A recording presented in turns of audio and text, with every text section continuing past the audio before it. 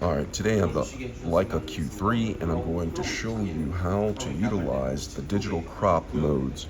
I'm going to show you how to go from 35 millimeter to 50 millimeter to 75 millimeter and all the way up to 90 millimeters. I'm going to show you how to adjust the crop.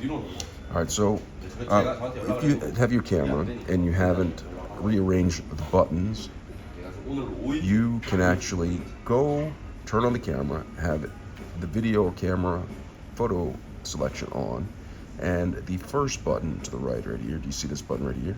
Go ahead and press that. Okay, let me get out of the zoom mode. And so when I pressed one time, it brought me to the 35 millimeter. So I went from 28 millimeter to 35 millimeter, and you can see that box right there. Zoom in right here, you can see at the bottom lower hand corner, it says 35 right there. Now if I come back up here and I press the button again, it takes me to 50 millimeter. See that? It says 50 right there. And if I were to press this button again, it takes me to 75 millimeter. And so when I take the photo, it'll just capture what's in the bracket right there. Okay, everything on the outside is not important, just in the bracket, unless you're, okay, so press it again and it takes me to 90.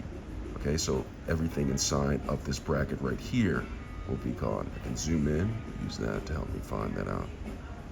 All right, so once I've done that, I've gone through that, I'm in 90 millimeter right here.